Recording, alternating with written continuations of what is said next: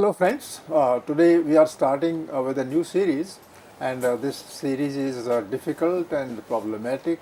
It raises many questions, and we don't have the answers to this specifically, but we'll try to understand along with you viewers. And the title of this series is the English Essay.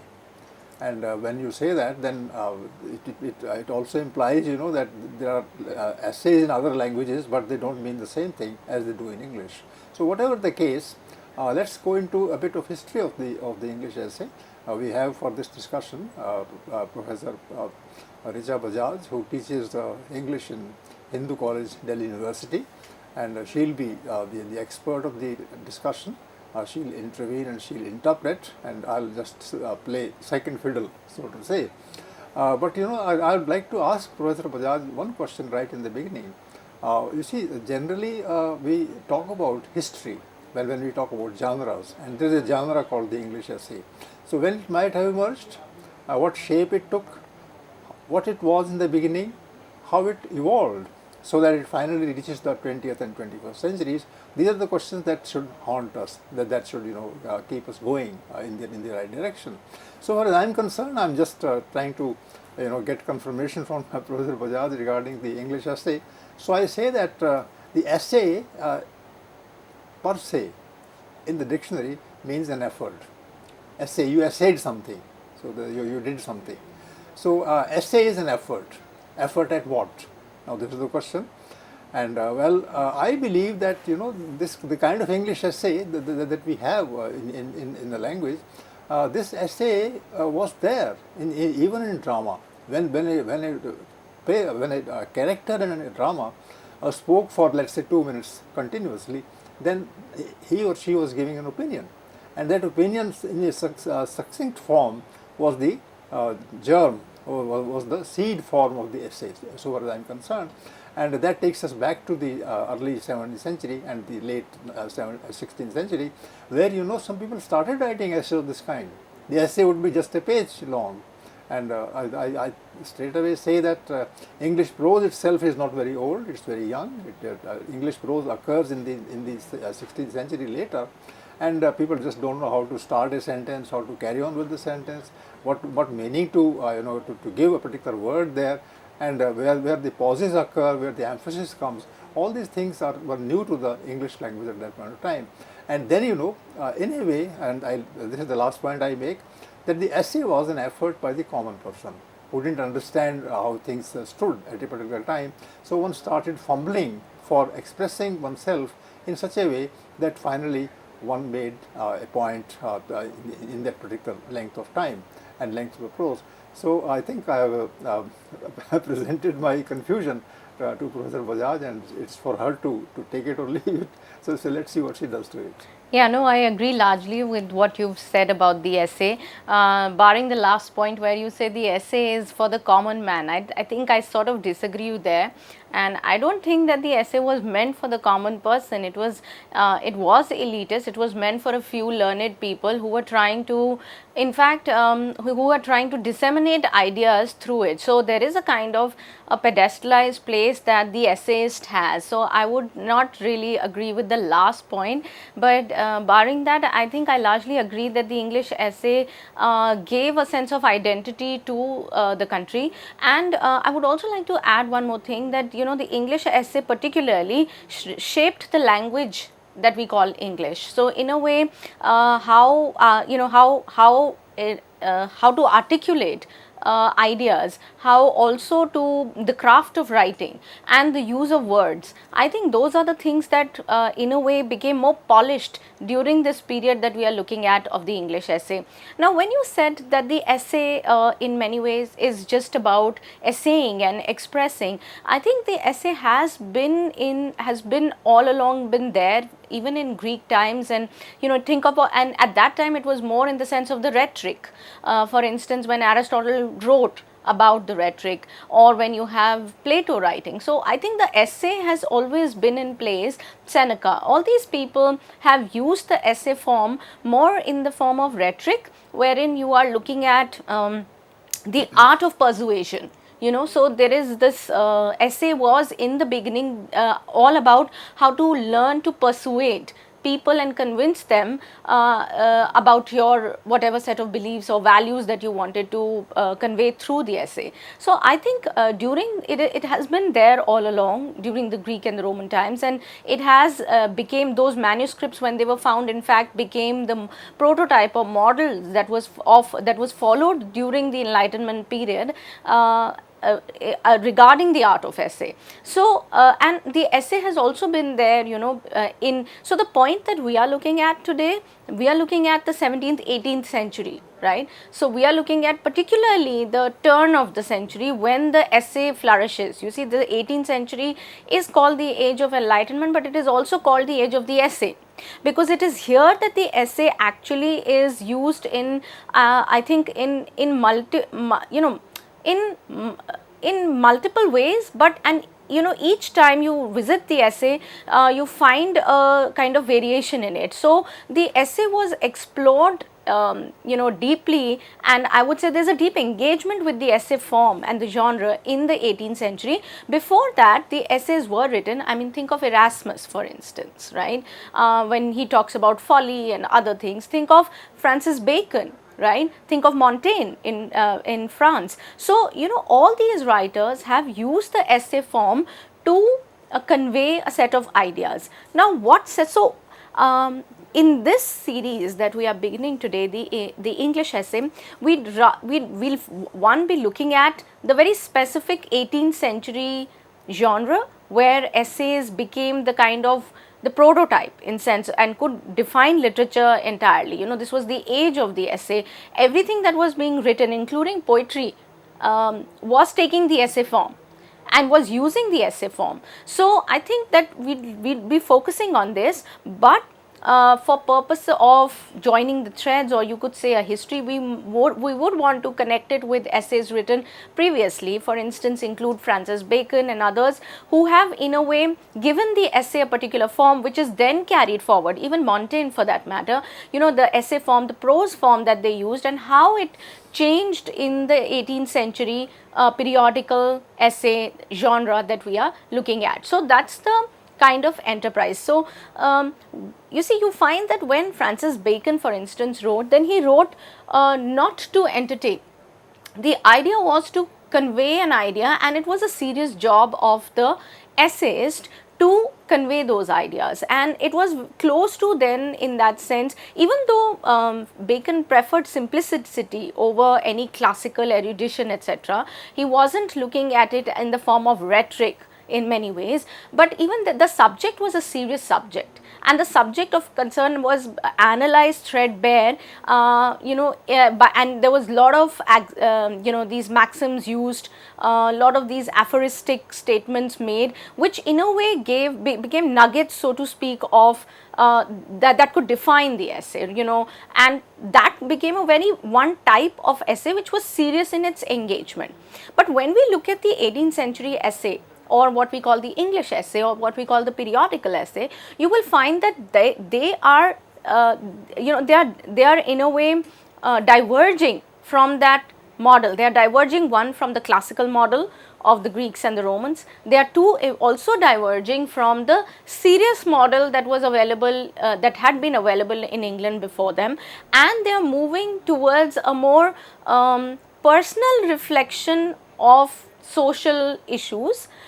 At the same time, looking at them from a very light-hearted way, mocking, lampooning, satirical in turn. So the periodical essay looks like a very casual read, and looks like a humorous take on a subject, but it is serving the purpose of social comment. That's how I would like to interpret and introduce the English essay. What would you like to? I think you have introduced the idea very well, and this is an introductory session. This is the first lecture in the series on the English essay. So I think it has lots of important things to convey and mull over. Most of us have to think, in terms of a short statement that finally evolves into an essay. And one question that I would like to ask you in this regard is that even though Bacon is one of the finest philosophers Right. of England at that point of time, he is also a kind of Lord Chancellor, or what, the highest office in bureaucracy, and he is a great scholar. Right. And he would have written as he wrote in English, but he might have written easily in Latin, but he didn't do that. So, but the points that he discusses, those are the points that people generally ask. It's not the scholar's concern. For Right. instance, travel. Right. He writes an essay on travel. He writes an essay on truth. He writes an essay on marriage. Now, all these concerns were light-hearted, and he's talking like a common person. But then, being Bacon, he can say only profound things. And he would, aphoristic is the word that he rightly say, short sentence, packed with lot of wisdom. But then about a subject that is ordinary, that is simple in nature, and that people would like to understand. For instance, the idea of marriage or travel or truth from a great philosopher like him. Right. You see, Bacon published his essays somewhere between 1597 and 1625. Now, in this range, he spoke about, so we are still very much in the early 17th century, when the essay form has really not developed into a genre, when it is a kind of a supplementary read, right? And also remember that this is the period when this kind of an essay is only available in the book form or through some scholars, right? When we look at the periodical essay of the 18th century, then we must also remember that the printing press has come in a big way, and the Grub Street culture has come in a big way, which means that it has given scope to this cheap literature also. These hack writers are there who write for hire. I mean, you can just hire a writer and you don't know, this kind of popular cheap stuff that is available. But the Grub Street became also the hub for these low-end publishers and booksellers, etc. in the 18th century. Now, this kind of a culture that emerged of the print market, etc., that emerged in the 18th century was largely not there during Bacon's time. So, when Bacon is writing, then his subjects are of general nature, very universal, I would say, or general nature. For instance, some of the titles of Bacon include of truth, of death, of revenge, of adversity, of simulation and dissimulation. Now, when we look at these topics, there is nothing topical about them. Whereas when we come to the 18th century and the genre that we are specifically talking about, it brings to the fore a particular gentleman walking down the street, right? Or a particular clubhouse, or a particular trend, So it's very close home, this is, so Bacon could be applied to India, could be applied, it has that kind of universal appeal, because he's talking about general human tendencies and general truths on marriage, of truth, of death. These are concerns which were more general in nature, and in a way could cut across cultures and countries, etc. But the English essay is very topical in nature. It talks about a very specific tendency, or you could call it a kind of proclivity, and discuss it threadbare, critique it if it's not found worthy, and appreciate it if it is found to be very gentlemanlike, or so that's how I would look at Bacon's idea, or Bacon's purpose, and the purpose of the writers who were writing in the 18th century. Now, while Bacon was very precise and clear, in his point, but so he works as a good contrast, in fact, to these essays of the 18th century, because the task of the writers in the 18th century, in their periodical essays, it was to inculcate values, of self-control, for instance, and a sense of moderation, to bring that into life, not to be extreme, not to go in extremes. There is a sense of self-control that they are trying to inculcate and propagate, and a sense of rationality and reasonableness about life, right? About truths that must be pursued, unvarnished truths, in fact. So I think they had their agenda set very right, that they were using satire as a way, or using the essay in a manner where people's tendencies people could be taught what is an ideal gentleman, how to live a good life, and what is also, I think 18th century is a lot about developing a sense of culture. I think they are constantly developing a sense of culture, which is what comes to the fore in the 19th century when you have Matthew Arnold talking about culture. I think this process has already begun in the 18th century, where now specifically people in London feel that, you know, they cannot behave in uncouth ways, and they must appear and behave like cultured people and follow a civil code of conduct. So if there is somebody who's debauched, and if there is someone who is who's swindling or cheating, they will call this person out, and to bring this person back on the path of civility, culture, and cultured behavior, or be moderate and not be a drunkard and, you know, roaming the streets. So I think London has become self conscious about its own self, about its own people, and the London writers, especially the essayists, have taken it upon themselves to correct the ills of society and the problems of society. So the periodical essay, while it set out to entertain the audience, the reader that is, they were equally concerned about improving the minds of the people. They were equally concerned about manners. You know, I'd like you to comment on manners here. They wanted to instruct them, and they wanted to change this kind of society. How would you look at that? Do you think improving minds and manners, particularly manners, you know, I'm interested because manners takes you closer to behavior, takes you closer to cultured behavior, what is considered right in society, how you're supposed to behave in public, because manners have to do with the public, appearances. So improving the minds, making, of course, making them aware of these ideas, but also manners. How would you look at this? No, it's a very complex question you are raising, and this has roots, you know, in the behavior of the time among common masses, and and you rightly referred to two kinds of atmospheres in England. The 17th century atmosphere, when, you know, the king was the model, and then the court was the disciplining factor, and from there on to the parliament, you know, becoming supreme, and it generally represents the voice of the merchant class, which was not there in the previous century.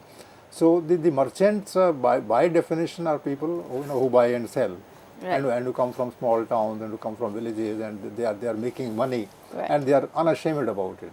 They don't think it's filthy lucre, as religious terminology would. So they want to understand the ways of the world. right. And this happens, you know, just in front of our eyes when we see the atmosphere evolving in the 17th century. So Bacon belongs to a different ethos. He belongs to the ethos of the philosopher, and he's talking about common points, as you rightly pointed out, popular issues, general issues, and he wants to propagate, but more than propagate, he wants to explore. Propagation would be very, very close to discourse. So there were people with discourse, you know, in the churches, that there were people who propagate a particular message, and Bacon does not do that. So their discourses are not essays, but Bacon's essays are essays, because there he just, you know, offers insights into certain problems which have not been discussed. This is one point. And secondly, that when you come to the Grub Street, I'm taking you back to the points that you made. The Grub Street belongs to the small city, or a city who is going to be big after some time. And Grub Street is a place where, you know, ordinary mortals from different parts of life, they will gather, they will interact with one another, and they don't know how to speak. You know, they speak the same way in which they speak at home. And they don't know that the society exists, and lots of unknown people are there in the street, and they might take it, you know, kindly or unkindly. So that is the problem that people face in the early part of the 18th century, and therefore, you know, essay becomes handy, because essay, you know, then is educating people in terms of values, in terms of norms. This is the norm. You know, you have to tolerate, you have to appreciate, you have to agree. You might also disagree, but you have to be polite. So all these things, and then, you know, very rightly you talk about the 19th century, where a whole class of people who are either merchants in the making, or poor people in the making, that has emerged, and cities have become big. And there is a lot of discussion also, discussion about morals, discussion about manners, how one should stand, how one should talk, how one should greet, how one should welcome, how one should manage a whole crowd from the stage, All these things are important in the 18th and 19th centuries. So yes, culture is important, and culture wasn't a category till the 19th century. So now you have to have culture. Culture means that disagreement is fine, but disagreement should also follow certain norms. So I still remember that particular statement by Matthew Arnold you rightly quoted. He says that somebody was called to explain a few things, and this person became rather vehement in his expression. So the chairperson of the occasion said, "Give him a glass of water and let him say what he wants to say." So he was losing temper, he was being angry, and the person was offered a glass of water so that he can cool down, literally and metaphorically. So this is what culture is. That people want to know the other point of view in life, and this is told by the essay also. The essay makes these subtle points: how to behave, how to persuade others, how to tackle others, and how in the meantime also participate in a activity of, you use the right word, civility. Civility is important. You must be civilized. You must be well mannered, and manners, in fact, is the watchword in the 19th century. So and essay must have taken a lot of role there. Yeah, would you agree that the English essay is about creating a culture, an English culture? Are they inculcating a sense of culture? Yes. As against barbarism that England was in Yes. previously, Yes, and the need to move away from this kind of a barbarism or the savage sort of life. And I mean, what do we call savage? And what do we call culture? As you rightly mentioned, that culture is more about disagreements. Giving space to disagreements to thrive and not be frazzled by this kind of disagreement, and to be able to exercise self-control and to be able to let the opponent speak one's mind. And that's the very spirit of the parliament also, if you notice, because it's not one man's rule anymore, and England has gone through that process. And very interestingly, you mentioned how now we have moved away from, when Bacon spoke like a philosopher, and everybody stood to sat there to listen. Nobody questioned Bacon. So Bacon in a way had a position that he held, and people looked up to him and admired this kind of philosopher. But the 18th century writer receives brickbats. This person will be targeted, will be criticized, will probably be taken to the street or whatever, because this person has lost that, is no more that philosopher, and is speaking as a man among many men, talking about the relevance of a good behavior or the ideal behavior. Now, this also means that the 18th century, you see, we have to also remember that the periodical essay, the English essay, really grew up alongside the novel. And we are aware that the novel itself came out of the need of the common people, as you said, because there was a new class coming into being, traders who were uncouth, who only knew business, who only knew trade, and didn't know, weren't very equipped with the gentlemanly code of conduct, right? They were not the courtiers, for instance. You could have a Castiglione write about the courtier and the ideal behavior of the courtier.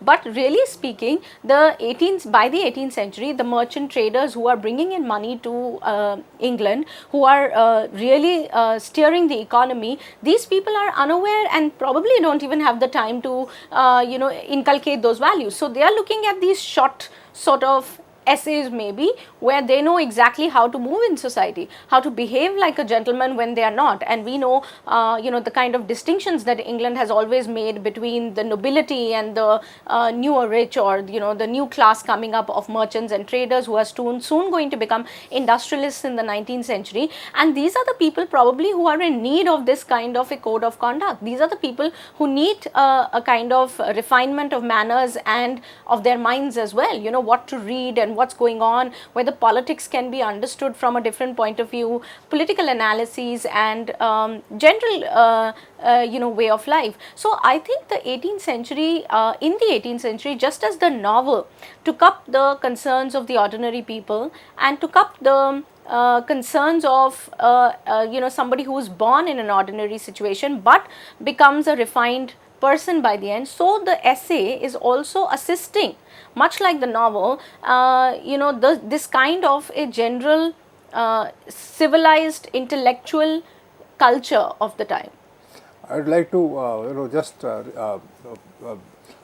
help us regarding certain words that were popular in the 18th century vis-a-vis the essay, and the words are spectator. There's a small magazine or pamphlet series which is called Spectator. So spectator means that the person doesn't raise questions outside, but he just looks people around and he watches their manners, and that person becomes a spectator, and the paper which is having the episodes of the spectator going around places. One place is known, the other is not known, so he just has an idea, and when he realizes that idea is not there actually in the new region, then he starts observing things curiously, and that curiosity is subject of the essay. That's one. The second thing, and you used the word earlier, amusement, humor, laughter and all those things. And for that there is a word called tattler. So tattler is another series of pamphlets at that point of time. Tattler means irresponsible talk, talking on and on, just gossiping and sometimes making points, or not making a point, babbling, but then the point emerges somewhere or the other. Yeah. And this takes the essay form finally, because when the person has babbled, the person has talked about things light-heartedly, non-seriously, then there is a point there also. In fact, what one calls this kind of entertaining language and uncouth behavior that you talk about, then that becomes the soul of the essay in English in the 18th century. So these are the questions that we will be discussing in the second half of the lecture. But then definitely it's a very interesting series of observations of examination that we will have, and friends, in the second part we will take up these questions still more specifically, because essay finally becomes a genre, a serious genre in the latter half of the 19th century and the 20th century. Thank you.